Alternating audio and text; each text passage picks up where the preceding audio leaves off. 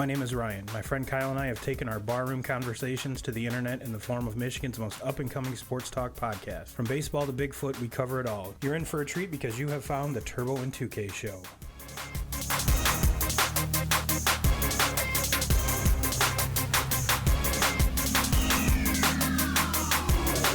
"2K crew, what is up? What is up? What is up? What is up?" We are pumped as shit right now because I have not one, but two, and a fucking holiday weekend ahead of us. That's right. We're actually recording on Friday. I've got Mr. 2K's to my left, and I've got one Christian Hutson on my right, sitting at the bar, chilling. Morgan's, cruising around as always, but I got to give it to him. C. Hut, you're a man of your word. Someone called you out, and look at you. You're right here. I'm right here, baby. You're right here. This is the Clash of the Titans, episode 1. It's nice to be here with Mr. C. Hut over here. Yeah. I wish I could say the same. I've had the pleasure of working with both of them on and off. Christian was here a little bit for his baseball interview. I had to dip out, and he's filled in for 2Ks every now and again. But it's nice to have them both here. It's nice to have a nice holiday weekend coming up. Surprised Kyle's not on his honeymoon again. Well, he did text me and he's like, "Well, we were gonna go to Venezuela, but something happened with the tickets, and we just said fuck it." Probably because we're borderline war with them right now. Sounds like there's a lot of jealousy going on here. Well, when you got your, I'm pretty sure you have more frequent flyer miles than the Seattle Mariners, so it's all right. So 2K crew, what we're gonna do is, normally you're used to doing us doing like an MLB section, a basketball section, a golf section, whatever. This is going to be kind of reminiscent of. There's not going to be any timers by any means. We've got 10 topics on board, and it's going to be more along the lines of kind of like a PTI discussion. We're gonna get these boys fired up. We're gonna get them. We've already got some liquid courage in us, so it's going to be rather exciting to see where this goes. So, and let's get it started with probably the biggest news geographically to any of us is Juwan Howard being hired as the U of M basketball coach. And there's a couple things I really don't understand about it, so I'm hoping that because we've got. Just to kind of give you guys a little backdate here. 2K's Michigan fan. Christian, Notre Dame fan, but appreciates Michigan basketball. Me, I'm kind of the same way, but I don't get in depth to, I can't tell you recruits or anything like that, but these boys go hard in the paint like that. So maybe they can shed some light on some of the questions I have about this. So boys, and Kyle, what do you think? Should we let our guest go first? Yeah. Okay. Mr. Christian, is Juwan Howard a good hire for the Michigan basketball program? My opinion, absolutely. Absolutely? Absolutely. I think with him, you bring back, I think you can get a more star-studded recruiting class with him, just like Penny Hardaway. That's very true. Penny Hardaway going to Memphis.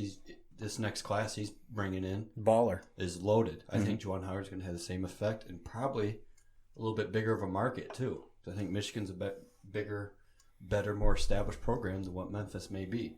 Memphis had a good run with Calipari, but after that, they haven't had. They've pretty much been irrelevant. Yeah, You're right on that. They've been tough, but they haven't been what they were with when Cal was there. But I think Juwan Howard brings back a lot of McDonald's All-Americans. You get some 4- and 5-star recruits. I think it's a great hire for him. Now, one of my questions is, are Michigan fans going to give him enough time before they start, "Oh my God, he's not Coach Beeline. Oh my God, he's not this. Oh my God, he's not that"? See, I think so because it's not football. I think football has so much more pressure. Very true. Especially at U of M. Mm-hmm. I think it has way more pressure than what their basketball does. Mm-hmm. That's very true. But if you look at it, in just my opinion, in 2Ks, I'll bring you in to kind of get your opinion on this, but I think they're both as equally relevant right now, basketball and football. Mm-hmm. And if you look at it, the basketball team's gone a lot deeper in postseason than the football team has. Oh, yeah.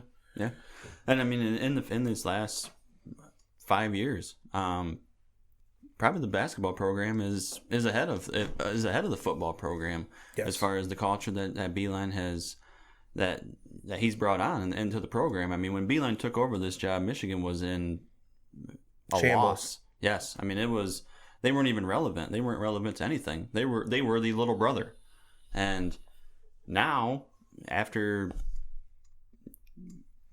12 years that Beeline's there. Were they still on probation when he took over? Yes. Yep. So it took him a little while to be able to recruit, the guys that he wanted. But once he built that culture there, they just took off. Yes. They just took off. And for someone not in the loop, not in the know, kind of like yourself, I didn't know Beeline had been there for that long. Mm-hmm. So now one of my other questions is, Jalen Rose has come out and said, him, Chris Webber, even LeBron. I'm not really sure where LeBron comes in on this, but he's a producer now. He's LA. He's got to put his 2 cents in. Next thing you know, when he might actually show up to a playoff game and do more than what Drake did.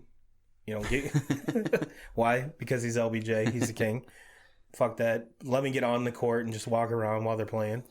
But they're saying that, of course, they all have Juwan Howard's back, but for the Fab Five to come out and say, well, I think this might kind of bury the hatchet with all of us, and I don't quite understand that. Yeah, and it's been bothering me too, because this has nothing to do with the Fab Five.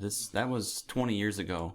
This is Juwan Howard is taking over a culture that John Beeline built, and now he's the next guy in line. And like Christian talked about, I think he's going to be a great recruiter, and that part of the job I'm very excited about to see how he recruits.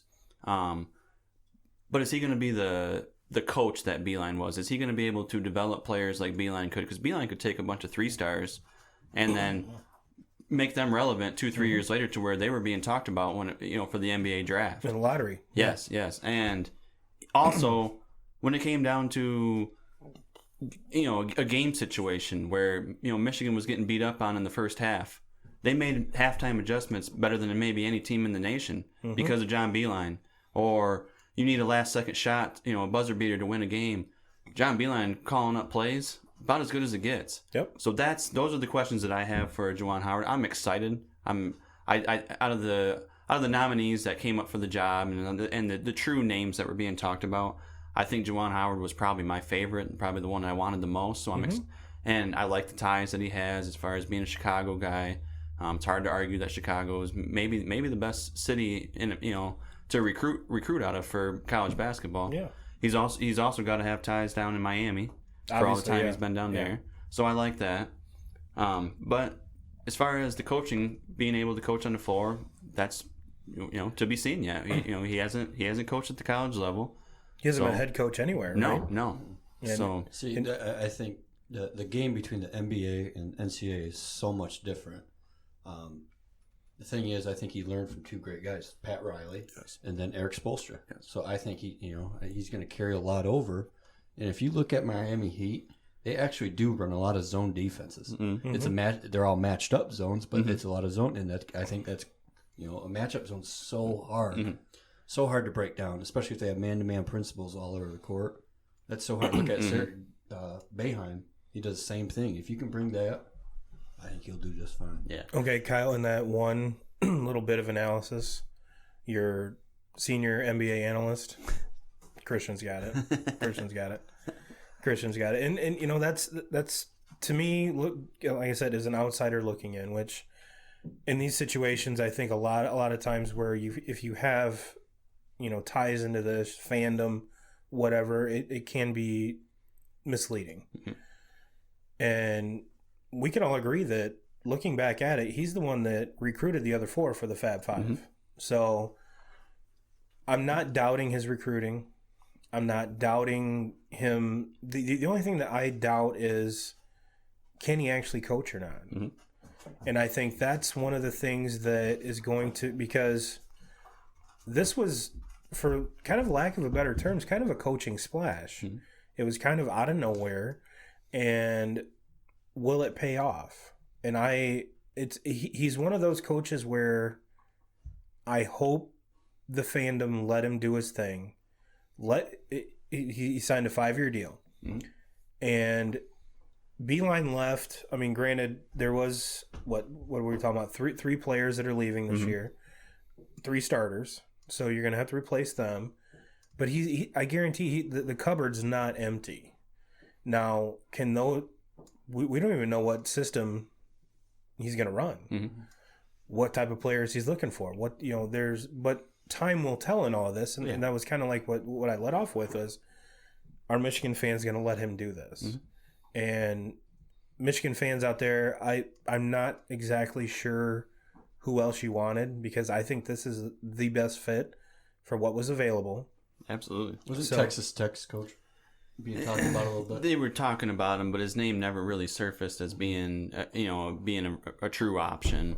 It was mostly, I think, Juwan Howard, guy from Providence, and then the assistant Yaklich that was under. And didn't the Provo Beeline guy just go back and get a raise? Yes, because of it? And that was probably what he was doing. Yes, leverage. absolutely. Yeah, leverage, absolutely. Going back to Juwan, I think it's an easier transition to come from the NBA to the college level than what it is for a college assistant or a college coach to go to the NBA. Oh yeah. So, and in all honesty, if you can recruit really, really well, do you really have to be that good of a coach? I mean, again, I don't see guys. I mean, the first guy that you mentioned when you talk about the greatest college basketball coach is Coach K. Yeah. Does he really have to do a whole lot of coaching when he recruits 3 or 4 of the top, 10 players in high school nation? You pretty much have to manage egos. Same with Calipari. Is Calipari a great college coach? I don't know. He's a great recruiter, and that wins when you get all those, all the top end talent. You watch. Brady Hoke was a great recruiter too. Shut the fuck up. So was Charlie White. I was waiting for that. You watch though. If he gets a little bit of a sliver of success, LeBron James Jr. will be. Ooh. And same with D Wade's kid. Yeah. A few years, and they both, D Wade and LeBron, endorsed Juwan Howard, and they're high on him. You and watch. It's going to come down to Duke and Michigan for. D Wade is initially from Chicago, the Chicago area, correct? Yep. Oh, the plot thickens. I mean, there's some, as far as the recruiting trail goes, there's a lot of excitement there. And then that Imani Bates, I think he ends up there. Yeah. Yeah. So I like I said, I hope to God that the Michigan fandom does not push him away, because I don't think that. I honestly don't think they will. I think they'll be pretty patient with it. The only thing that bothers me in the entire situation is, hearing Jalen talk about, this is what's going to bring him and C-Web back. And this isn't about you guys. No. This isn't about you guys. This is about Juwan Howard taking over a Michigan program. It's a culture that John Beeline has built. And when Beeline took this job, it wasn't even a job that anybody was talking about. Nobody was talking about wanting to be the next Michigan head coach. After Beeline spent 12 years here, it was maybe the best job available. Yeah. See, I mean, like, football and basketball are so much different for coaching. You look at every year in college football, dudes are on the hot seat all the stinking time. Look at Brian Kelly. Yeah. Yeah, perfect. How many times can the dude win 10 games in basketball? You rarely hear of anybody true powerhouse coach is rarely on the hot seat. And I mean, it's the same thing can be said about Harbaugh. Yeah. Harbaugh wins 10 games and everybody's pissed because he's not beating Ohio State and he's not getting in the playoffs. Yeah, but Notre Dame's beating USC. Not beating Notre Dame. Yeah. one fucking year. Hey, still, people don't forget. Yeah. Stats don't lie, Kyle. Stats don't lie. All right. You got me there. So now that we got the boys fired up a little bit, let's switch to a different topic. Let's go more baseball. And you've heard both 2Ks and myself just ooh and ah fanboy over Cody Bellinger and Christian Yelich in the NL for the NL MVP. And to be honest with you, it's rightfully so, because these boys are raking. Not only raking, but defensively, they're being absolutely. I mean, if you look up 5-tool baseball players, Mike Trout, Christian Yelich, Cody Bellinger are going to be in your top 10. I guarantee it. But sneaky outside the radar was Josh Bell. And for those guys, for those 2K crew that don't follow baseball as hard as we do, Josh Bell's the first baseman for the Pittsburgh Pirates. And my question to you boys is he a legit MVP candidate? I'm not saying he's going to win, but should he be in the same conversation as those boys? So Christian took the first one. Mr. 2Ks, fire off of this one. I mean, at this point in the season, yes. I mean, looking at his numbers now, are they comparable to Bellinger? Yeah, they're pretty comparable there. Are they comparable to Christian Yelich? Yeah, they're pretty comparable there. The problem with him is he hasn't proven enough over the years yet to me that make me believe that he's going to keep this going. I think come the end of the season, Christian Yelich is going to have the numbers are going to stay. He won the MVP last year. Same thing with Bellinger. I think his numbers are going to go. He's still young, not hasn't been in the league for as long, but the numbers are going to stay the same. Javi Baez, another guy in the National League that you got to talk about. You're welcome, Jay Stone. So and the three guys I just named, all three of those teams are going to be playing relevant baseball down the stretch. Josh Bell's probably not going to be playing any relevant baseball because Pittsburgh's just they're in a rebuild. Yep. And I mean you could kind of. Didn't Mike Trout win it one year where his team was awful?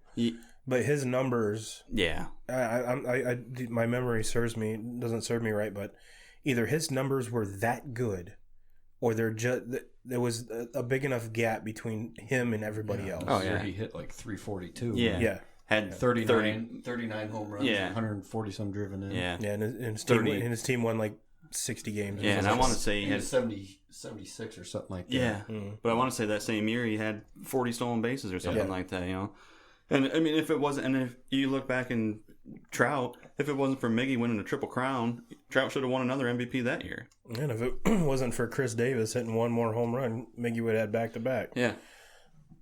But yeah, Christian, what's your take on this? All I can think about is what was that guy's name from Detroit Tigers that came out to hit 20 home runs in one season? Shelton. Yeah, Chris Shelton. Yes. Everyone's like, oh, Tiger savior right here. Never hit another. Lasted 1 year in the league. No, he hit all of his home runs in the first month, and never. I think he only hit one other home run the rest of the year. It's almost as bad as Brandon Inge's home run derby debut. Oh God. or Brandon Inge's soul patch. Or his career. His offensive career, let's put it that way. His defensive career was something else. I like Inge, though. He was a damn good Oh, player. yeah. Oh, he was. Don't get me wrong, but there's... Heart's one thing, but at the end of the day, heart does not win you. Heart does not get you a fucking contract. I mean, Josh Bell he's been in the majors for a couple of years, but he's been kind of up and down, and now they're just really solidifying his role. So, I mean, I'm happy to see he's having success, but it's always... the year after the success, what does he do? Yes. Always. That's what's impressive with Trout. His numbers never dropped off. Bryce Harper's dropped off. Yeah.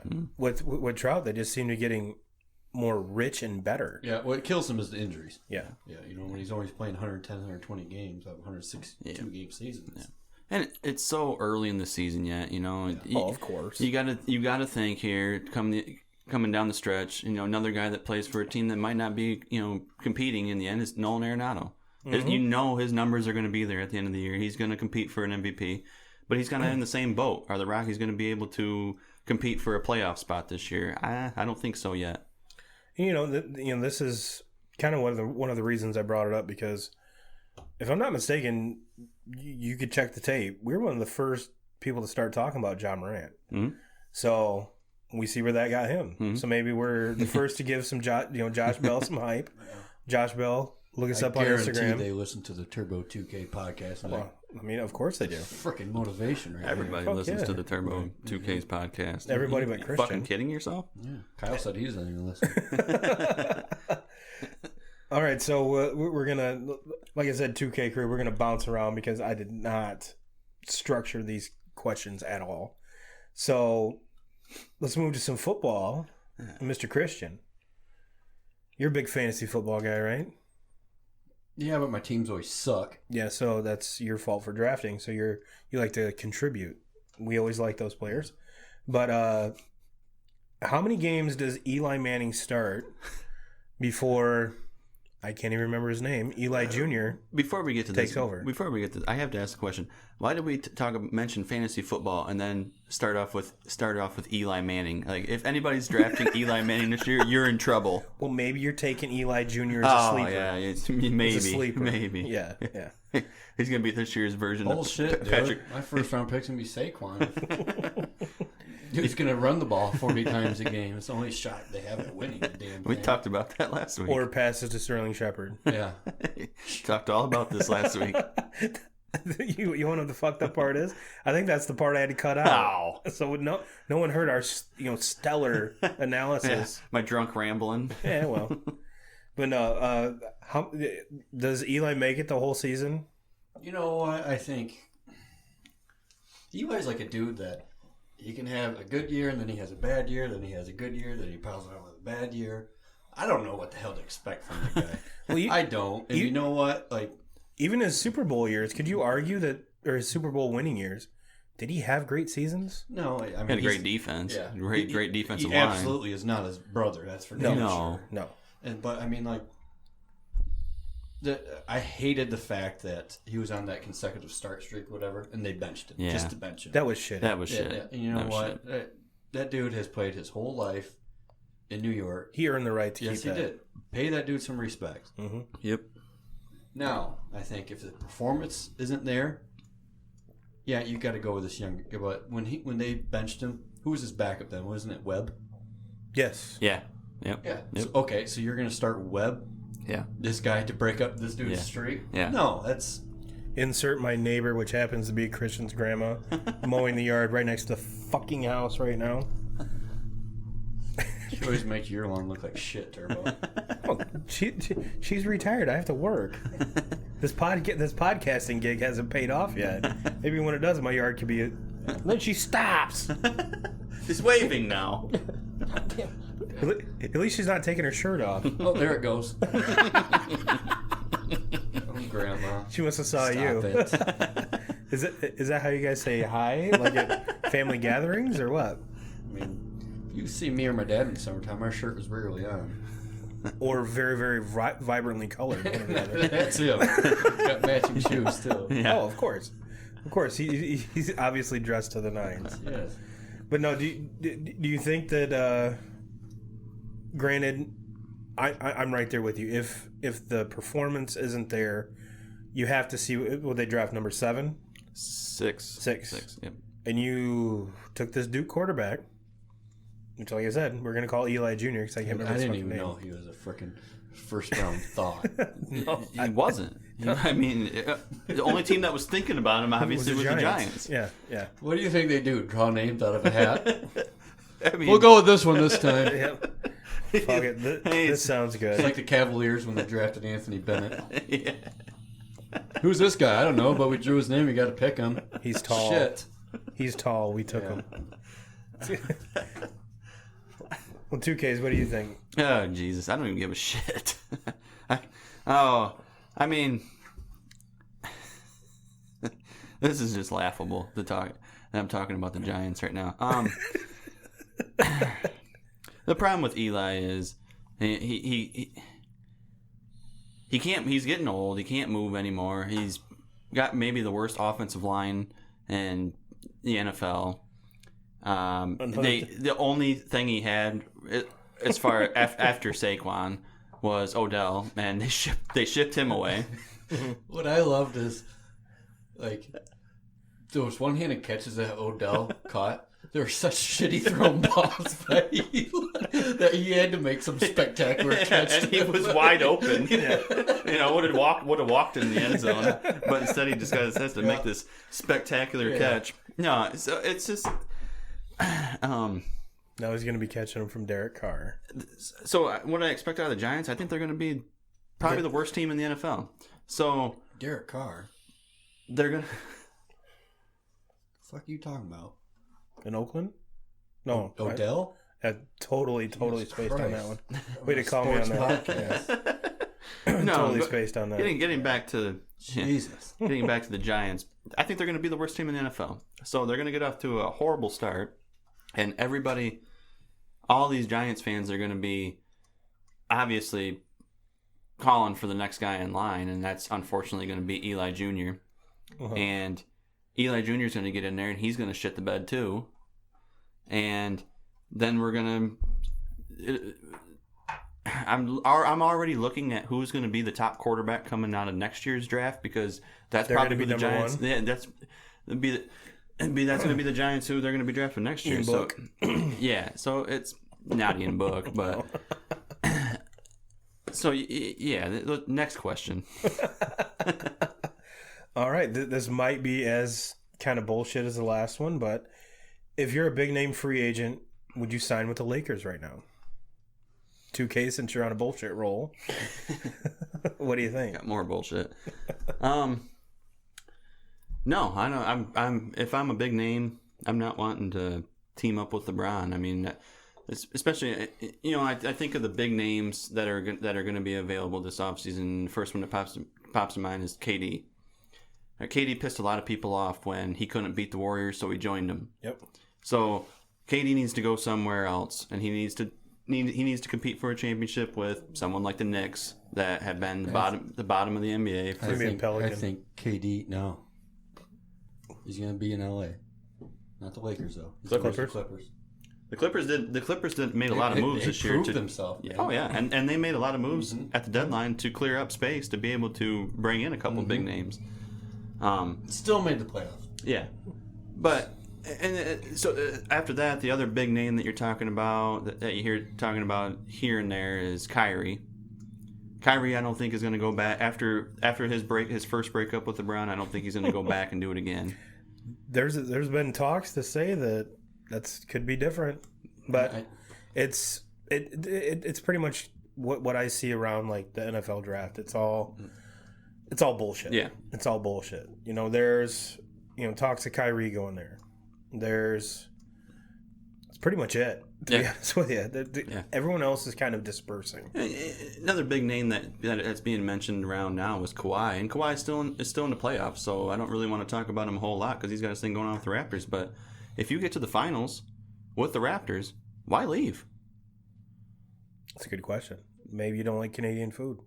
I mean, is there a difference? Yeah. And the biggest. I've spent a lot of time in Toronto. That food's fucking awful. The biggest thing that scares me away from LeBron now is just curry. I think just lack of flavor to begin with. Like they don't even season anything. Oh gosh. Went to Wayne Gretzky's restaurant. It's the worst fucking steak I've ever had in my life. No, the biggest thing that scares me away from LeBron now, though, is do you really want to join that soap opera that he's got going on there? And to me, it's not so much him; it's the organization. Yes, LeBron brings that level of drama to begin with. Mm-hmm. Yeah. He's got to be the dude. He's got to be the alpha. But then you take aside from that, everything else that's fucking happened lately. Exactly. Magic leaving. Yeah. Who is Kurt Rambis running the organization? Who the hell's doing it? I guess his wife is. Yeah. Yeah. Jeannie Buss is like, I'm Rambus. fucking. Hey, Rambus goggles. Were legendary. Probably about as legendary as his coaching career. Yeah, they were legendary, man. If I remember, I saw a stat correctly that he was like 37-137 as a coach. So yes, I'm going to listen to that guy. If I'm an established superstar, there's no way in hell I'm going to go play with LeBron. Here's why. You look what... Okay, he went and played with D-Wade. He went to D-Wade. D-Wade, Chris Bosh took a backseat. It was all about LeBron. D-Wade knew. Yeah. D-Wade knew. LeBron probably was the better player at the time. Yeah. At the time, Chris Bosh was a really good player in Toronto. He was on very good teams, but they were right around 500 every single year. Okay, then he goes to Cleveland. He's got Kyrie and Kevin Love comes in by trade. Mm-hmm. Okay, Kevin Love was a 25. I still would have kept Andrew Wiggins, by the way. No. Kevin Love was like a 25, 26 point a game, 14, 15 rebounds a game guy in Minnesota. At least 15 rebounds. And then he plays third fiddle to LeBron and Kyrie. and everything's all about LeBron. Okay, you know what? And he still hasn't recovered from it. Yeah, and you know what? LeBron is I think he is on the outs of his career. Mm-hmm. Okay, yeah, he's still pretty good, but you know what? I think he's so focused on other shit that's going on. Yeah, that he's got like 19 things that he's producing. Mm-hmm. Oh yeah, he made that clear when he went to LA. Yeah.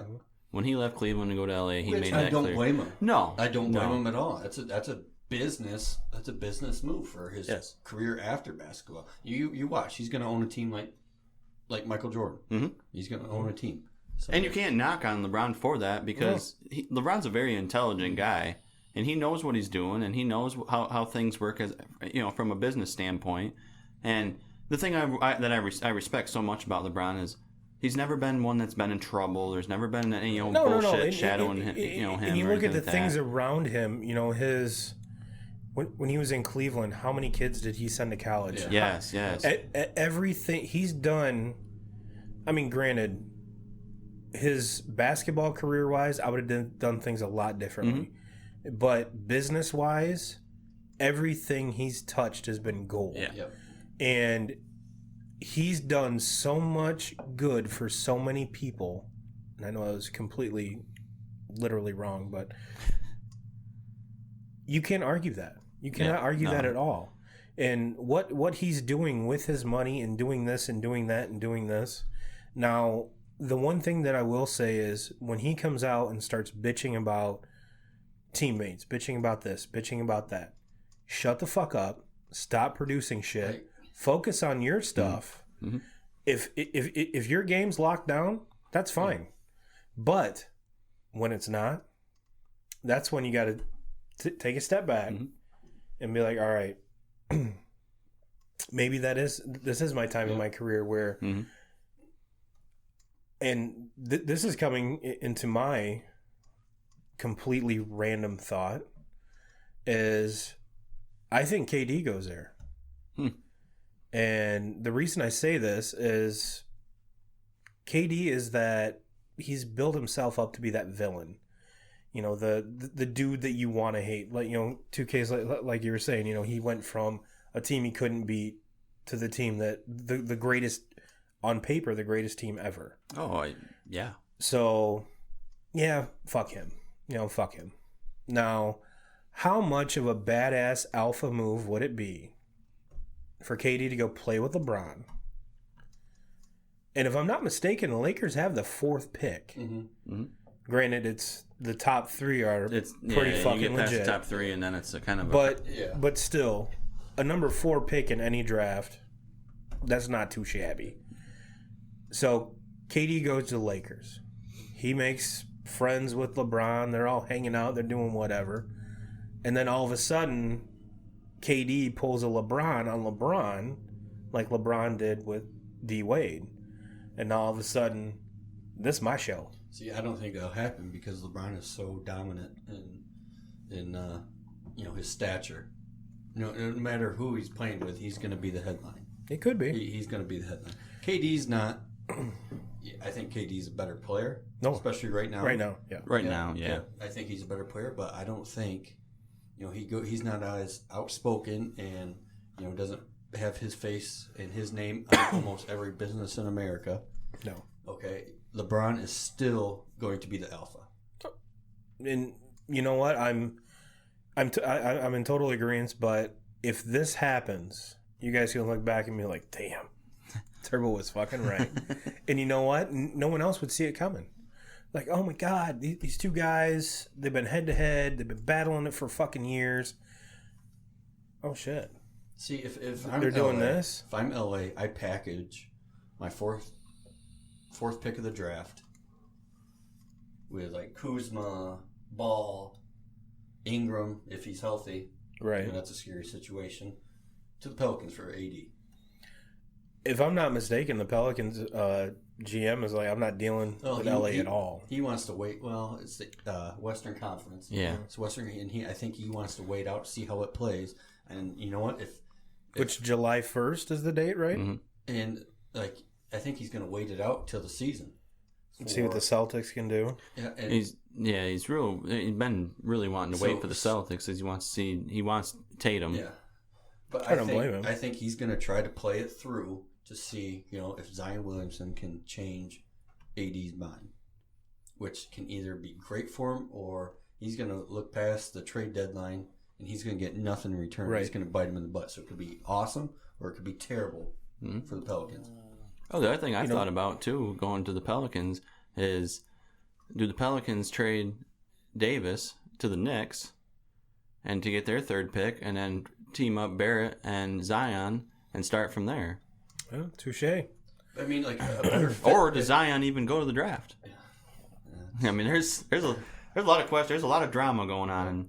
No, and they're if I knew AD staying, if I signed him to a long contract, do you still draft Zion? Or do you draft John Morant? I draft Barrett, to be honest with you. I still draft Zion. The only reason I shy away from Morant in that style is because they put in quite a bit of money into Drew Holiday. Yeah. To lock him up. Which they could package that. I mean, if they wanted to, they could package that, him for something else. But then again, you do not want to be the team that passed on Zion. Right. Yeah, that's my biggest fear. I still, it would not shock me if 5 years from now, if there's two guys coming out of this draft that are better than Zion in the NBA. It would not shock me. No. But I would never be able to look back on that, on what Zion could be. I'd never be able to look back and say, man, how did I pass him with the number one pick? Well, it'd be like Cleveland passing on LeBron. Yes. I mean, I mean, listeners, I'm not comparing him by any means, but draft-wise, what that draft meant, that would have been a Cleveland fucking move to pass on LeBron. Mm-hmm. That might be the biggest no-brainer that they actually did. The whole city, I mean, but yeah, that's. See, my point of view is Zion and AD, besides about 6 inches in height, they're kind of the same player. They're unique in their own way. Mm-hmm. I think AD can shoot a little bit better. So I mean, like, I wouldn't overlook John Morant to play in a pick and roll situation with Anthony Davis. Oh no, pick and roll, pick and pop, that would be phenomenal. Mm-hmm. So if they got the second pick, I think they'd be a little more relaxed because it was you get Zion, okay, that's great, but how do we fit him into our offense with AD, Drew Holiday, Anthony Davis, and Etwan Moore? Yeah. I mean, they're going to be on the same block. Yeah. It's just I don't know. That's why I was hoping. I don't know. It's just.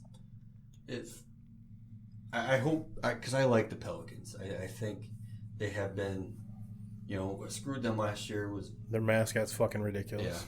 Yeah, that's stupid. But what screwed them was Boogie getting hurt last year. Yep. That hurt them big time. It killed them. Yep, and AD carried that team in the playoffs. Mm-hmm. Yep. But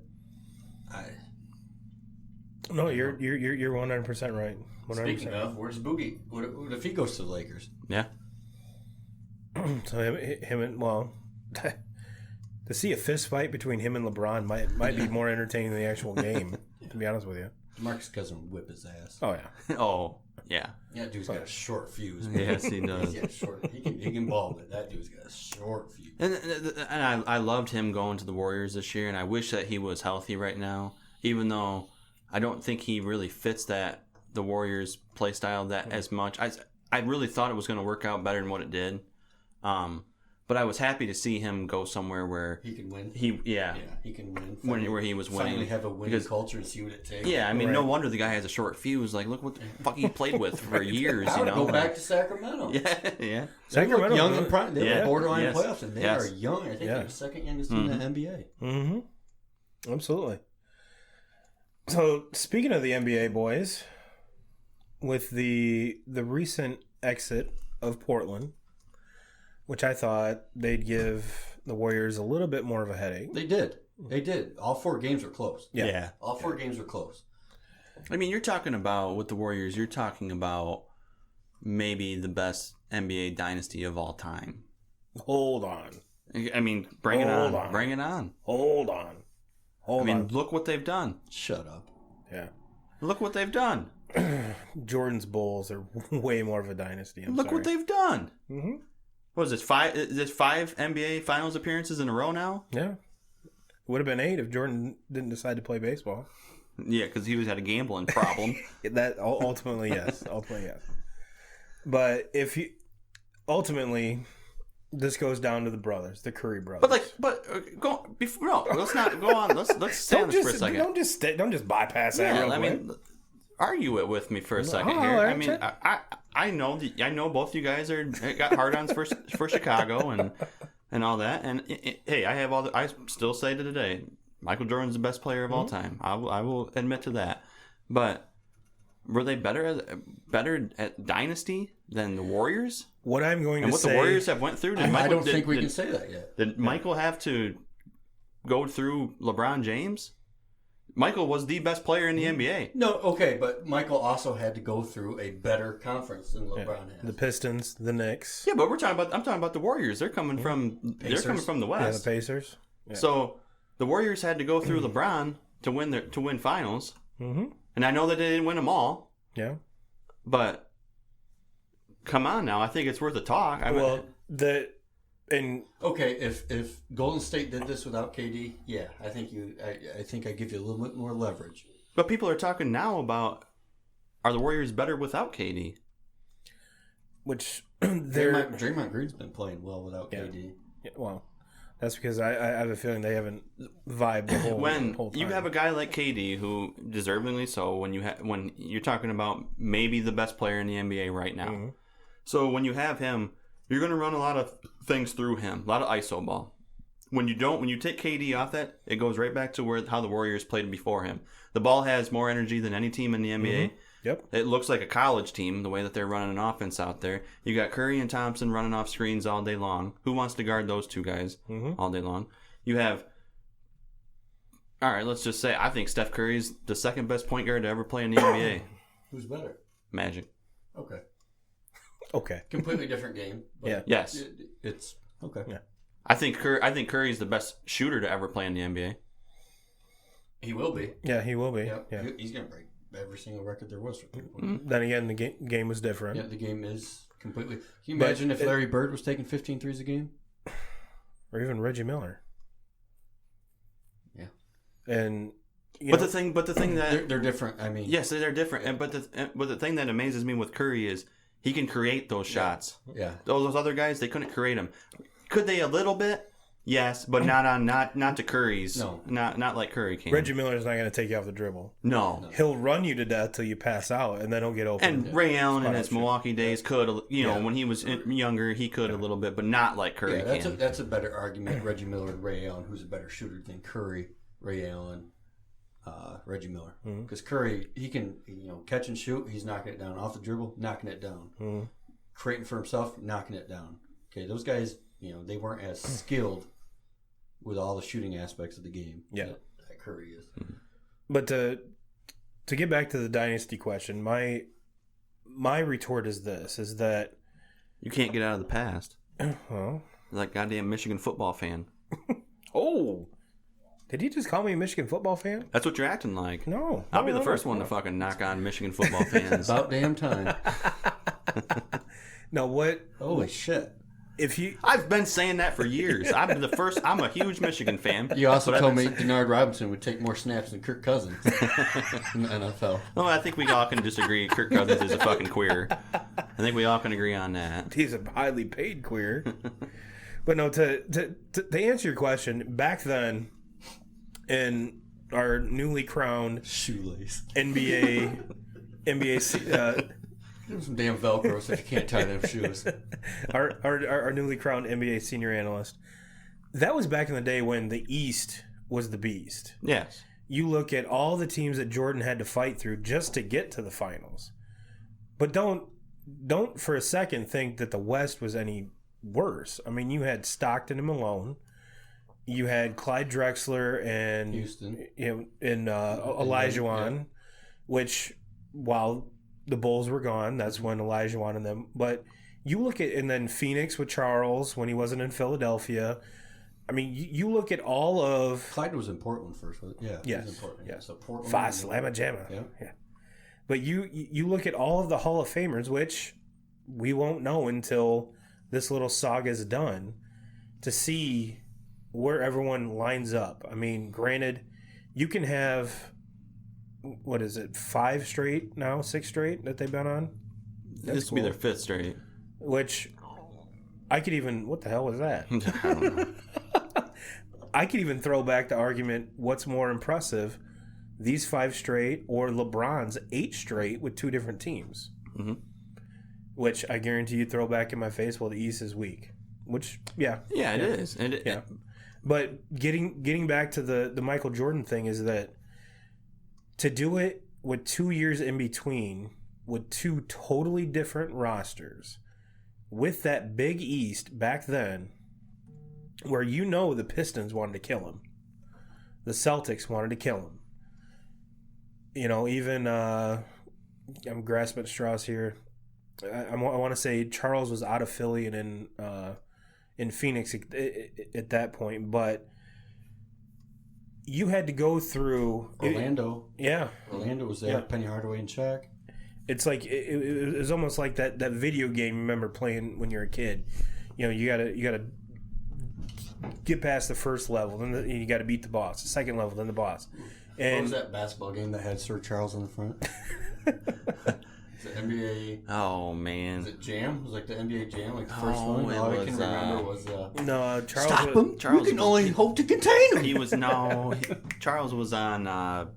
He was on Sega. It was. Yes, and you would catch fire. It was like.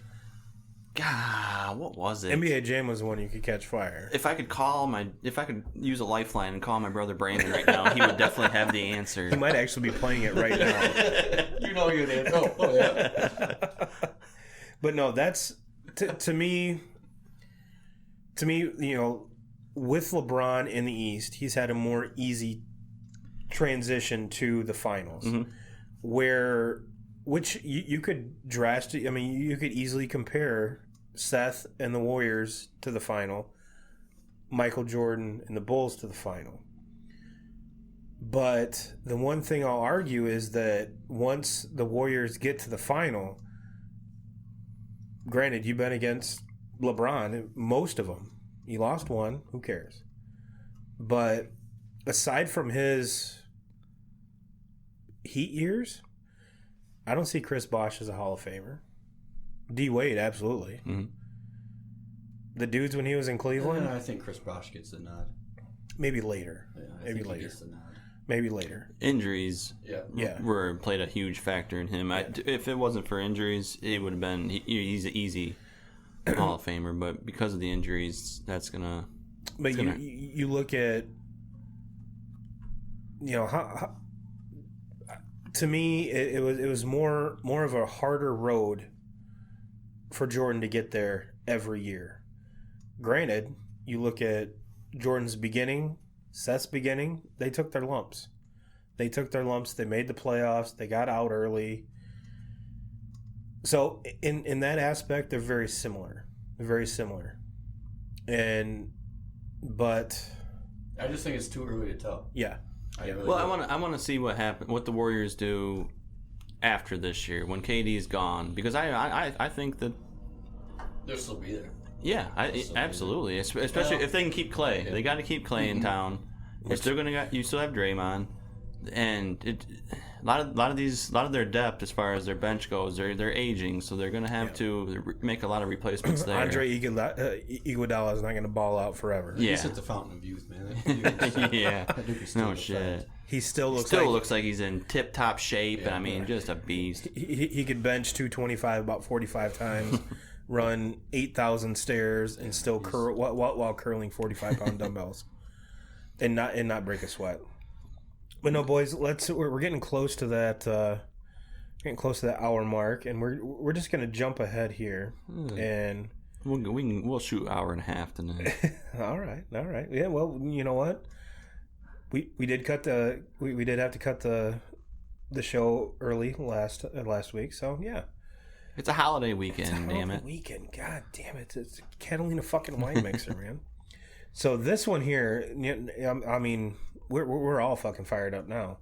So, gentlemen, who has the better record at the end of the year? The Tigers or the White Sox? And for those that don't know, 2Ks, follows Tigers. Yeah, unfortunately. Christian might be the most diehard, aside from one other folk, White Sox fan, Mr. Plummer. So, Christian, why don't you take this one?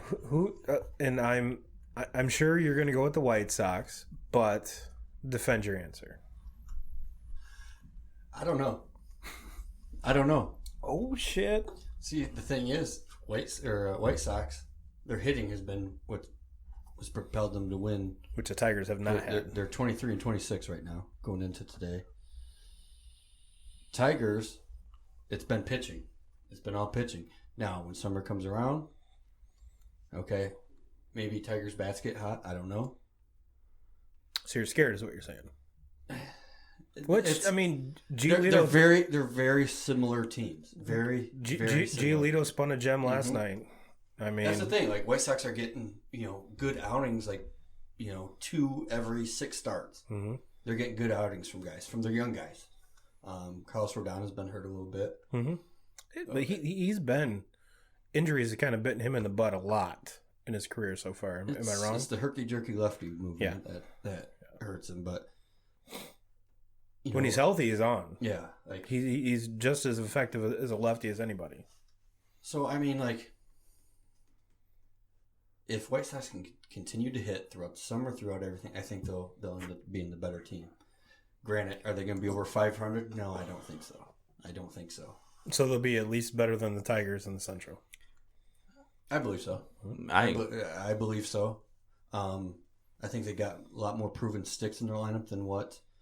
I mean, from bottom or from top to bottom, they have. Granted, Tigers still have Cabrera, Castellanos can still hit the ball, and you know what? Castellanos, just watching him a couple nights ago, dude can run now. All of a sudden, he can run. And to me, the kind of the unspoken hero for the Tigers is Nico Goodrum. He's probably 2 years away from being in the major leagues, but he's here. Mm-hmm. Yeah. And I've been saying that with a lot of the Tigers players. I mean, this is basically a star-studded AAA roster. There's in a perfect world, this would probably be the year, maybe last year, that Fulmer comes up. Yeah. Maybe this is the year that Boyd and Norris come up. Maybe, depending. If not this year, next year. Mm-hmm. But they've been forced into action, so you're not going to get the best product out of players that aren't. And same thing with the White Sox. You have a lot of players that are forced into action that probably aren't ready. No. But I would like to think if their head's in the right place, which Gardenhire, I think, is the perfect person to coach that team. And the coach of the White Sox, his name escapes me. Renteria. See, I'm not a huge fan of him. And I've heard that from a few other White Sox fans that they exist. Yeah, there's like they usually sell like 3,000 tickets every game. So, but give or take. To me, and I actually still have it up because I was actually doing some research with these questions, and I Googled. So I was, where's my mouse at?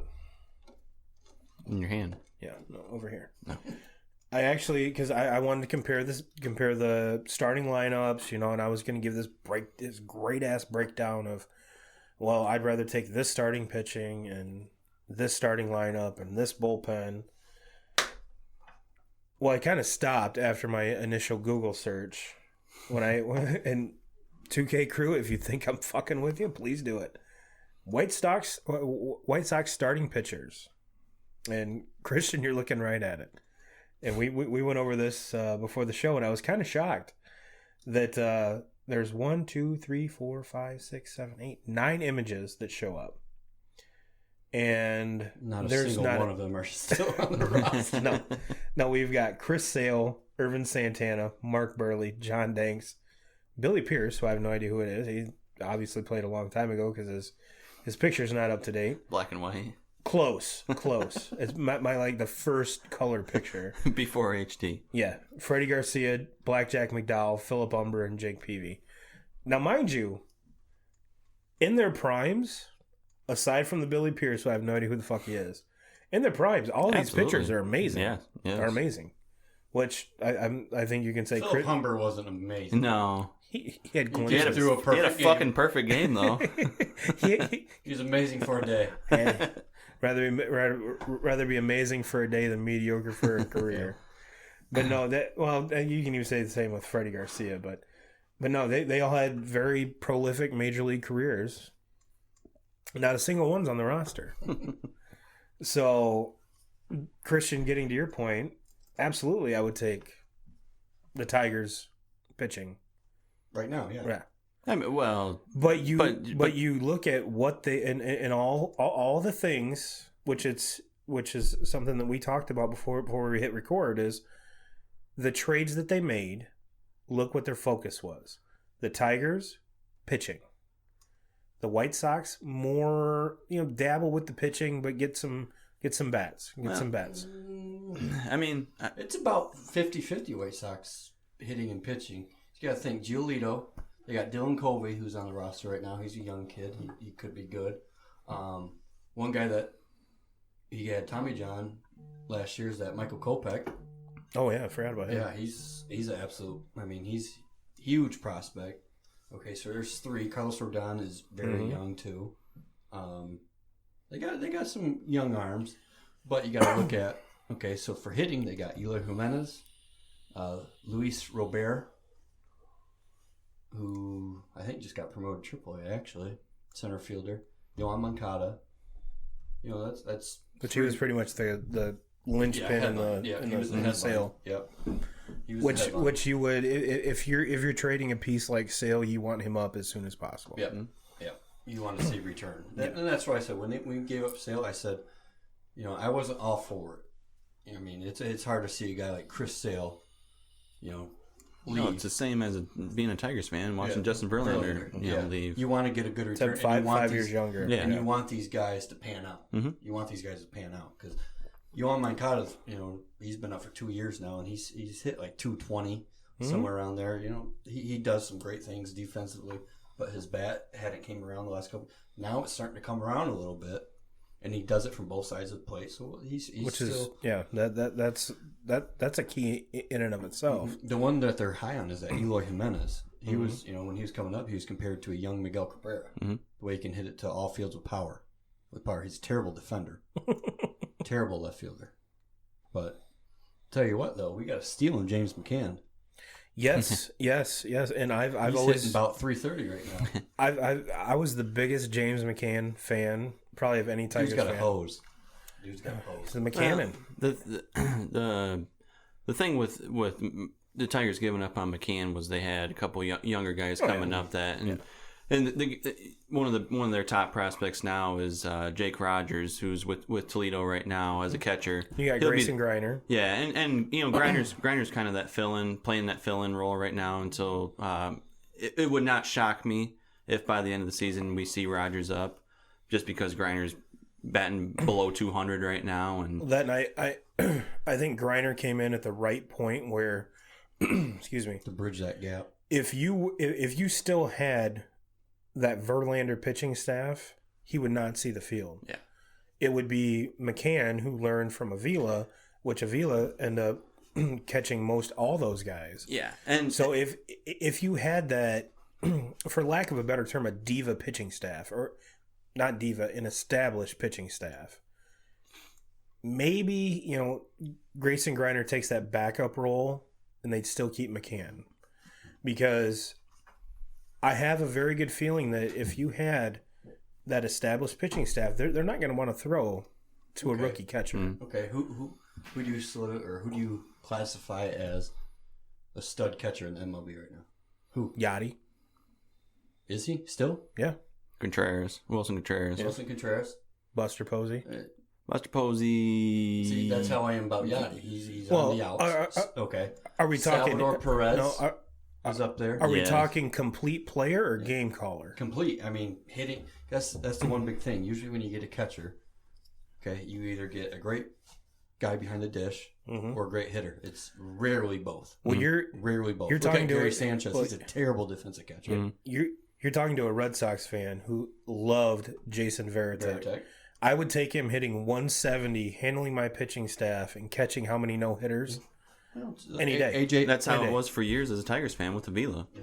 You know, and James McCann defensively is very, very good. And Tigers fans were kind of spoiled with Pudge for a long time. Yeah, for a long time. White Sox had AJ Krasinski. Yeah. Great pitch caller, great hitter. He wasn't going to hit for power, but he hit over 300 almost every year. Yeah, but my knock on McCann though is I don't think he was a very good pitch caller.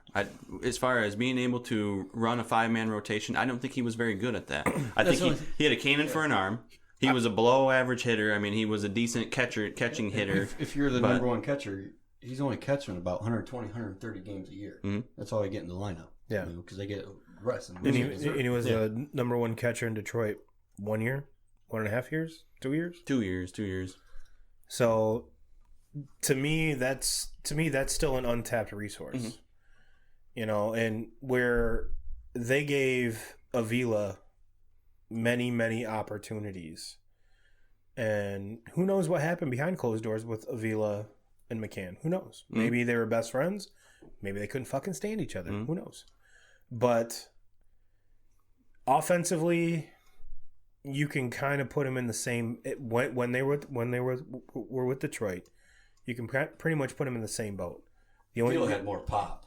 Yeah. The only difference was you're getting Avila from the left side, McCann from the right side, and I'm so happy that someone gave him McCann an opportunity to start every day, be the number one guy, and actually prove what he can do. And for a White Sox team that, you know, it's kind of every position is up for debate. With the exception of first base, shortstop. Yeah. So I'm actually really, really happy that he's flourishing because I think kind of he could have done that in Detroit. But he had Lloyd McClendon as hitting coach. Don't even get me started on that. But no, to answer the question as far as who was going to have the better record, I think it's a pretty easy answer for me. I think Chicago, and I think Chicago's maybe a year, maybe even 2 years ahead of Detroit as far as the rebuilding goes. They started making their trades at the right time, to where I think the Tigers waited a little bit too long to start the rebuild. Well, the Tigers didn't do. To me, when you look at the White Sox, as more like and Christian, tell me if I'm wrong. It was more like a total rebuild. But the White Sox didn't have all those bad contracts that Detroit had. That's very true. Teams weren't knocking down doors to buy into. I know Verlander's a Hall of Fame pitcher and maybe one of the best pitchers of all time, but teams weren't buying into him in his 30s into that high of a contract. You know, just like Miguel Cabrera, one of the best hitters ever. But teams don't want him. Teams don't want to jump on that contract right now in the tail end of his career. They don't want to pay him that money to be a DH for him. The year White Sox started this rebuild, we started off 26-12. 26-12. We had Sale, Samar, Eaton. You know, we were looking good. It was us and the Cubs had the best record in baseball for a long time. And then, you know, Dog Days of Summer took its toll and they just fell off. Next thing you know, everybody's gone. Everybody's gone. And I said this one of the times I was on here. I said, Ozzie Guillen would have been a 10 times better fit than Robin Ventura with that team that they had. And it's hard to argue that. I wanted Robin Ventura to do so well because to me, he was more traditional baseball than Ozzie Guillen. Ozzie Guillen, I mean, hell, won a World Series. You can't argue with that. And yes, for those that don't know, the White Sox actually won a World Series lately. 05, baby. Yeah. Yeah. So, yeah, and it was he did things so unorthodox that he actually. Well, shit, that's the last time we'll ever see starting pitching performances like that in a World Series ever. Yeah. Ever. Because it's bullpen fucking happy. 4 complete games. Yeah. And, but no, there's my opinion. You know, you took you were kind of unsure. You took the White Sox. I got a couple points here to make. First point for why I take the White Sox so easily. You guys were talking about, you know, taking the White Sox or the Tigers pitching over the White Sox. I have to kind of disagree with that now, because you look at spring training. We had Michael Fulmer. He went down before the season even started. You have Jordan Zimmerman. Jordan Zimmerman was great with Washington. He has not been healthy in his entire stint as a Tiger.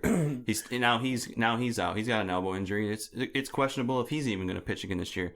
Matt Moore was off to a great start. He's done for the year with a knee injury. Then you lose Tyson Ross. Tyson Ross goes down with another injury. It's questionable if he's going to be pitching the rest of the year. The only guy that you have that is dialed in that you could bank on in spring training is Matt Boyd. Matt Boyd's going to get traded this year. He's not going to be there, in the second half of the season. He's not going to. He's the only pitcher that you can watch right now and think, all right, the Tigers have a legitimate shot of winning tonight because we got Boyd on the bump. He's not going to be there all season. They're going to trade him away. Then you get into the late game situations. What has been the Tigers' problem over the years, even when they were loaded? Their bullpen was terrible. Todd Jones. So now you have they finally have a closer that's pitching. Yeah, it's complete reverse roles. Yes. Yeah, and he's not going to be there in the end of the season. This is something I'm pretty sure I had to cut out of last week's episode too. Is like the one thing the Tigers have missed is a closer. Yes. And now they have a closer. That's not. We talked about this last time. But the thing about it is, it's not K-Rod 5 years past his fucking prime, or Joe Nathan 5 years past his fucking prime. You're getting Green, maybe. Just scratching the surface of what he can be for a closer. But Shane Green got bumped around all last year. Yeah. So that's why I'm saying he's pitching out of his mind right now. Mm-hmm. You have to trade him. You can't hold him. Yeah. They did the same thing with Fulmer. They held him. And now look at it. Now they're going to get nothing for him. To where 3 years ago, if they would have traded Fulmer when they started this rebuild, why not trade Fulmer then? Because you knew it was going to take 5-6 years. We just got Fulmer 3 years ago. Yeah, trade him. They should have traded him when he was at his highest. They should have traded him when they were trading away everybody else. Why are you going to build around a pitcher that by the time you guys are playing relevant baseball again, he's going to be in his 30s. He's going to be the same point that Verlander was at. You got to start the building somewhere, and I'm not arguing your fact. The haul that they could have got out of Fulmer 3 years ago would have been fucking off the charts, and now you're going to get nothing out of him. You can't wait on it. When you wait too long. I wouldn't say because he's had the pitcher's injury. Tommy John. Yeah. He's had it. But he's had all kinds of core injuries in his entire career. After also. this, Knee injury. he did they misuse him his first year and a half, 2 years? Yes. Absolutely. And don't get me wrong. Don't get me wrong as far as any Tigers listeners out there listening to me. I think the Tigers are off to I think they're doing things right. I know a lot of fans are giving up on them and are pissed off because they're awful and they got rid of all their big names, but they've done a really good job over the years in the draft with pitching especially. And you look at Casey Mize, who they got last year with the number 1 pick. He's gonna what you're gonna get out of him as long as they can keep him healthy. You look at the Manning kid that they drafted before that. He's in AAA doing his thing also. You look at Alex Fuedo, who they drafted the year before Casey Mize. He's doing his thing there. They have about a 5-man rotation coming up right now that are all anywhere from 22 to 25. Pitching is great. I'm not worried about pitching really at all. It's the position players. Can we start to get them now? I think if they're Tigers, they should have started this. Like White Sox, they did it all at one time. 1 2 year stretch where they got all these prospects in return. The Tigers have held on. The Tigers tried so hard to win one for Illich. Yeah. They tried so hard they held on to it. They pushed all their chips in. But now they got instead of doing it all at one time, they got a 2 year gap between prospects. 2 year gap, 2 year gap, 2 year gap between prospects, and it could work out. But as soon as all these guys get relevant, you're going to have some prospects that are 23, 24-year-old, where the other guys they got in trades are going to be in their 30s. Yeah. And players to be excited about. Obviously, all their pitchers that I named off, I'm excited about them all. You got Candelario. He's been struggling this year. He's down in AAA now. He's gonna be Candelario's down in AAA now. He's in AAA. He's in Toledo right now. He was batting under 200, but he's gonna be a stud. 24 years old. He's gonna be a pro. I'm not worried about him. Again, should not be up yet. Yes. but he was one of those linchpins in the, was it Justin Wilson trade? Justin Wilson, Alex Avila. Yeah. Yep. They got him from the Cubs. Yep. And yeah, he's a switch hitting third baseman. Yes. And everyone's like, "Oh my God, his defense is awful." Yes. You haven't seen. Calm down. Calm down. The kid does the major league level is different from any other level. Calm down. And everyone said the same thing with Castellanos. Yes. It's like, calm down. And you look at the. We haven't been able to see the 3 players that they got out of the Verlander deal, so none of them are proven. But you got Jake Rogers, who is the catcher in Toledo. He's hitting over 300 right now with some pop. He's got 6 or 7 home runs too. So that's a promising sign. They say that he is the best defensive catcher in all of the minor leagues. So that's promising to look forward to. You also got Daz Cameron, center fielder, and Jacoby Jones. You know, I've tried to give him the benefit of the doubt. I love him. I think he's a phenomenal outfielder. But sooner or later, you got to hit. You got to hit. And Daz Cameron, being 23 years old, he's gonna be if Jacoby. I think they're gonna give Jacoby Jones the rest of this year, and if he can't hit, Daz Cameron's gonna be the guy in center field next year in opening day. And when you trade a linchpin like Verlander to a farm system, or get from the farm system like the Houston Astros, if you don't get studs, your fucking GM sucks. And they got your GM they got the Rogers kid, and they got Daz Cameron, and they got Franklin Perez, who, unfortunately, in his entire time since he's been traded, he has not been healthy to be able to pitch.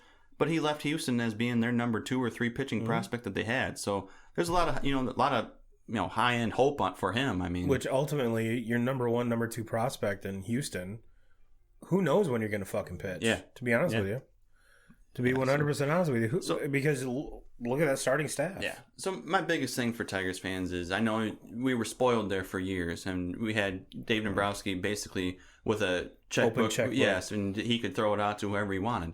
Those days are done. You can't do that anymore. But you look at these teams that have, with exception of last year with Boston, Boston's kind of consistently always been there. But you look at all the World Series champions before that, they all built from the bottom up. For years and years and years, Houston was the fucking joke of the MLB. Well, you even go back to the Royals. Kansas City. The Cubs. Yeah. Cubs, Royals, Houston. Farm system. Yes.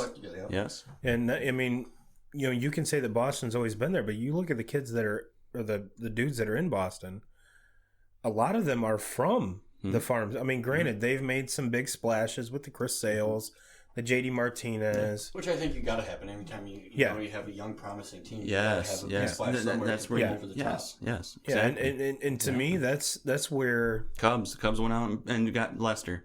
Cubs go out and bring in a guy like Zobrist, a veteran that can play 3 or 4 different positions, and the best coach in baseball. Yeah. The most established, the best coach. Yes.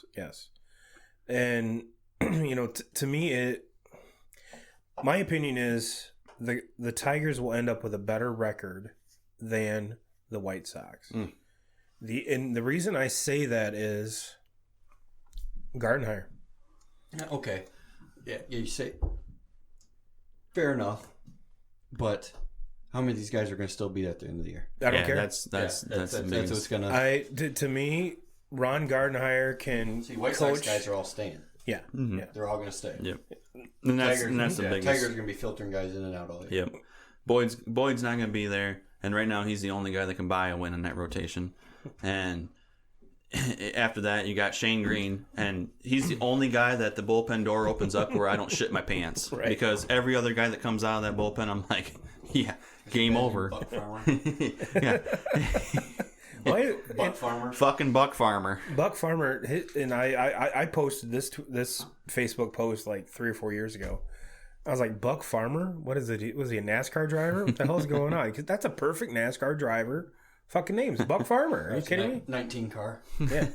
We got the number 19 Valvoline, whatever fucking car. Yeah. Buck With Farmer. a name like that, I bet he drives a fucking Dodge.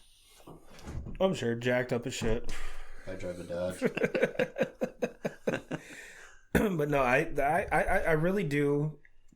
And my predictions have been fucking awful on the show. Let's just be blatantly honest.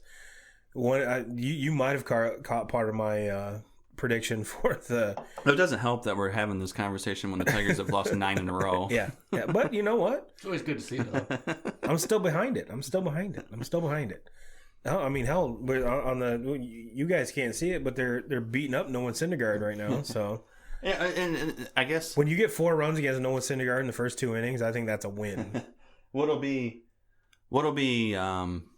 kind of intriguing for me to see, especially when they tend when they trade away Boyd and they have all these injuries. Are they gonna let these kids come up and pitch? Are they gonna let Casey Mize come up and pitch? And September call. Yeah. Are they gonna allow it? If they bring him up, feet they bring him up any other time, they're stupid. Yeah, I agree. His feet wet. Yeah. And same thing with Manning. Yeah. Give him a chance. You have to. Yep. You have nothing to lose. I mean, they have been tearing it up in the minor league. I think I said earlier that Manning was in Toledo, but Manning's still in Erie. And same thing with Casey Mize. He's in Erie also. But Mize threw a fucking no-hitter 2 weeks ago in his first career double A game. Christian had to put me in check when he did that. I was like, oh, it was only double A. He's like, hold on, no. Double A is where the top prospects are. Yes. Toledo's kind of where all the wash-ups. Well, it's guys that are borderline that, if they're role players. Mm-hmm. Yeah. When they come up, they're role players. And it's, guys being sent down, call back up, sent down, call back up. So, yeah, he definitely had to call me out on that one. Double A is the real minor league league. All right, well, boys, let's end it on this. We've dabbled in baseball. We've dabbled in football. We've dabbled in college basketball. NBA also. Yeah. Talked about LeBron. Yeah. The John Brains. So let's wrap the show up with this. If you could have any job in sports outside of being a player, because I guarantee the three of us in our prime would like to be. Well, there's a major league organization that's really missing out, Yeah. Well, yeah. I'm still in my prime. Yeah. Tigers, call me. I've watched about every Tigers game this year, and I think I could probably fit in with those misfits. Yeah, I could strike out just like them. But we just got swept by the fucking Marlins. How does that happen? Derek Jeter's doing good things, man. Fuck Derek Jeter. But no, if you could have any job in sports outside of being a player, Mr. Christian Hutson, what would it be? First base coach. Oh. First base coach or a bullpen catcher, man. So, first base coach, you're rocking the helmet. Holding the gloves. Yeah. Holding a stopwatch. All the armor. Yep, looking at the third base signs. Relaying it, okay. Anything I see, any movement, any tendencies. Nope. Relaying it to the players. So you're... with the less stress of a head coach. I dig it. That would be a pretty good job. Yeah. That'd be a pretty good third base coach, you got too much shit to do. There's a lot of pressure on you. Well, that there's, you got to jump around and wave shit around. But And you constantly got people bitching, like, why didn't you wave him? Or why'd you hold him? No one's ever yelling at the first base coach. Why didn't you send him to second? Yeah. No, Players I can like see that. it. I like Players that. can see it right in front of them. Yeah. Third base coach, it's your judgment. Yeah. Unless you coach at the high school level, then you got a lot more work that goes on over there. But Mr. 2k's? You're on third. You don't ever see him. Well, Mr. 2k's, what's your dream job? I think if I could have any job in sports, it would be I would like to do get a minor league scouting gig, something scouting high school talent, college talent. Just being able to coach to scout them when they're raw before, and just it would be exciting to me to be able to see kids before they actually are in a major league organization where they're being coached up. And I think an NBA scout would be fun. Yeah, I don't like to watch basketball like I like. Well, here's like the thing. baseball. In baseball, as a scout, you got to break down swings, how that swing. But that's major league level. That's the stuff. So dang tough. That's the stuff the stuff that I like. They drifting, they sitting back on curveballs. There's a lot more players to look at in a major league. But that's the stuff that I like to sit down and. I mean, you watch me in video games sit there and break down getting my guys making sure they Player look uniform. good. Yeah, I mean, I like to sit down and relax and. You know, in the Yankees organization, this would piss you off. This would piss you off. In the minor league system, they have to wear their pants high. They have to. Yeah. Well, I would not take that job. They have to. I wouldn't. You could offer me all the money you wanted, but I would not take that job because we're not going to wear our fucking pants like that because you look like a bunch of assholes. The only guy I've really with their stirrups. The only guy that I've ever seen that could really pull it. Two guys that I've seen that could pull it off. Brett Gardner. No, Brett Gardner's a douchebag. Ian Kinsler and Curtis Granderson. Those are the only two guys that I've ever said, all right, Curtis, go ahead and wear your pants up like that. But like sometimes JV would do it, and I'd be like, what the Verlander, knock that shit off. But if you I'd notice, rather have them wearing high socks than the little ankle pants that they wear. Yeah, Castellanos rocks those every once in a while. Bryce Harper's rocking them. Yeah. It's like, bro, I know there's bigger pants. Yeah, like come on. Yeah, the Jeter pants. Yeah, come on. We used to pick on all the kids in high school that wore their pants like that. Like, what the fuck are you doing? No. Now for me, if I had to pick any job aside from a player, I'd want to be your. And I know we passed this question, but you're Joe Buck, your commentator, the one that you want to be Joe Buck. Yeah, like you want to be Joe Buck. I want that spot, not him. I want to be your commentator. I want to lead you through this game. I want to talk about it. I want a Hall of Famer sitting next to me that I can whack intellectually with. Get in a fist fight, Rod and Mario. First of all, Rod was never Hall of Famer. Calm down. In Japan, he was. I don't give a fuck. That's not here. That's not here. He has the most legendary charge to mount. That was the best mound charge of all time, hands down. But no, the Jim Brockmeyers. Yes, I could be. Harry Doyle's. I could be drunk and do this. Hell yes, bring it on. Bring it on. I like it. Bring it on. I could sit here and talk baseball. Bob Uecker. Yes, exactly. Yes. I would love to be Bob Uecker. Exactly. Now you're on my level. I would love to just sit here and talk baseball, bullshit, knowing that everyone that's watching the game on TV has to listen to what the fuck I have to say. You can't say Jesus Christ on the radio. That's all right. Nobody's listening anyways. One goddamn hit? You take a lot of heat with that job, though. I mean, bring it on. Bring it on. I mean, I listen. I mean, and if you're Joe Buck, you fucking deserve it because he's fucking awful. He's the worst. The reason he has a job because of his fucking dad. But like now that you don't have Mario there, so now the Tigers have Matt Shepard, and you know what? I think he's pretty good. The problem with him is nobody's told him that the Tigers are in a rebuild, so he treats every situation like it's Game 7.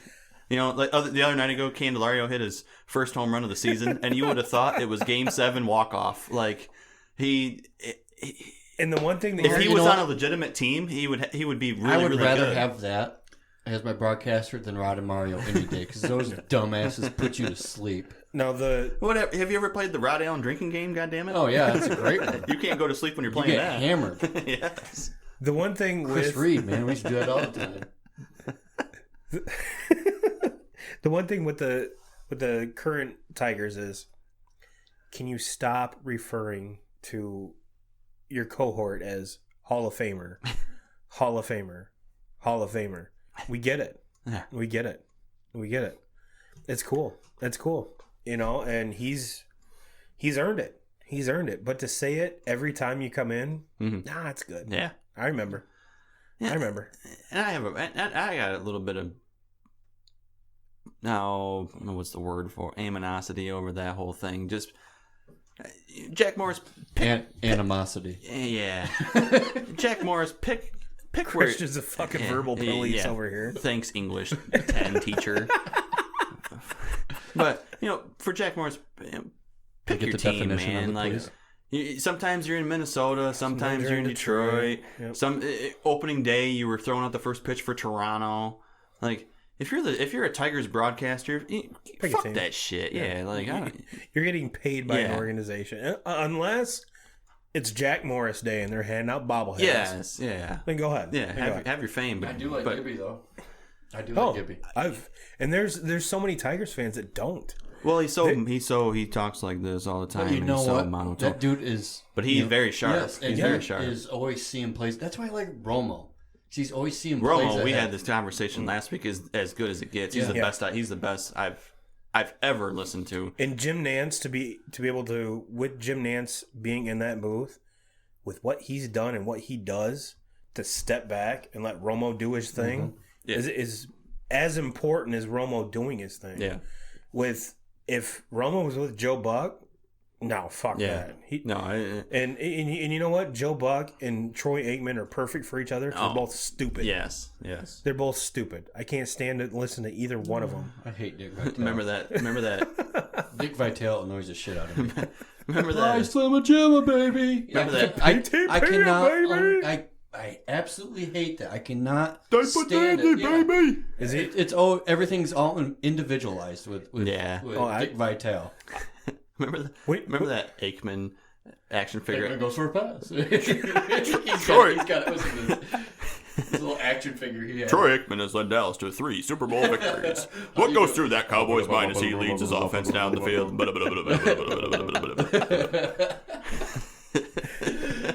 What video game was this? Strike 3. Oh, come on! Ken Griffey Jr. Ken Griffey Jr. The only real player in the game. Oh, come on!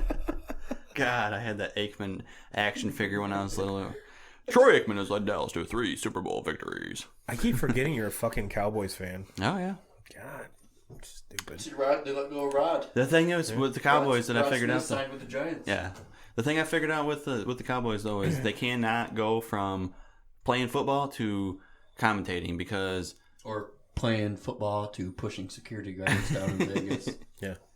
Whichever. I mean, granted, they said he flopped, but... It was a flop. I saw the video. First of all... Dude's getting paid, though, for it. First of all, why is just rolling around solo? Where's your boys? And looking at him, that dude's drunker than shit. Yeah, where's your boys? He was just looking for trouble that night. Watch the video. Ezekiel Elliott's just all wobbly. Eye staring down everybody. Well, it was like 2 years ago when he lifted that woman's shirt. Yeah. I get it was Mardi Gras, but Zeke, you fucking blend in a little bit. You can't just do whatever you want. If I'm Zeke Elliott and I'm at said concert or whatever he was at, I'm paying you boys to be like, hey, make sure I don't do anything fucking dumb, please. Yeah. Because I'm curious because that dude with the camera followed him around for a long time. Mm-hmm. Yeah. So what the fuck where's he from? Obviously TMZ. Yeah. So granted, I like to drink. You like to drink. You like to drink. If any one of us were in Zeke's spot, you'd be like, yo, bro, come with me. I'll pay for this. Yeah, you got enough money to... Make sure I don't do anything stupid. Now, however, if Christian said, dude, we would need... Kyle's done that to me multiple times. Well, the thing you got to remember with Zeke, too, is he's also one of Ohio State's finest there. They don't bring him in. The IQ to go to Ohio to play foosball at Ohio State is not top notch by any means. The last time I checked, Ohio State's beat Michigan how many times in a row? Might be doing something right. Michigan has standards, right? Yeah, exactly. Standards. Yeah. God. Ohio State. I shouldn't say Ohio State, but we'll talk about Urban Meyer, and he's got Zeke. He's got a murderer. Hey. What was the one that had a pitcher? It was a priest, a murderer, and a racist, or at a bar. It was a picture of Tim Tebow, Aaron Hernandez, and was it Riley Cooper? Riley Cooper, yes. I was wondering where you were going with Walking that. to a bar. All right, well, you know what, boys? We're getting up to that 1:30 mark, and it's been awesome. It's been fun. It's been awesome. It's all right. We'll have to. What do you boys say? We do this at least once a month. Sure. Christian, you in? Yeah, on occasion. Yeah, because you got so much other shit going on. Yep. Busy. Yeah. Running these hoes? What? So 2K crew, we love you to death, and yeah, we did want to do this for you guys because there's a lot of people saying, "Oh my God, Turbo 2K, you guys agree too much." Well, we threw a firecracker in it. And we still agreed a lot. And I think we're just getting Christian's feet wet in this, so maybe we get some more controversy, some more backstabbing, some more drama next time. But nonetheless, it was fun. It was fun. And we are giving you some extra content because we had some audio issues last time. And I've been checking everything this week, so everything should be running smooth. So you don't get any turbo dad jokes when we have to do some cuts. So you know where to find us. Turbo and 2k's@gmail.com. We've got the Facebook group, Turbo and 2k's-2k crew. And hit us up. Hit us up. We love it. Spotify. Man, Spotify is loving us. Spotify's loving us, so give us some love on Spotify. And next week, well, first of all, before we sign off, have a fucking amazing weekend. I know you're not going to hear this till Tuesday, but have an amazing weekend. And, celebrate our Memorial Day weekend the way it should. Don't do anything stupid. Don't call us for bail money because, A, we don't care, B, we don't have the money. So have fun. Do your thing. Christian, thanks for stopping by. We love you as always. Pleasure. And Jim Rome, we're coming for you.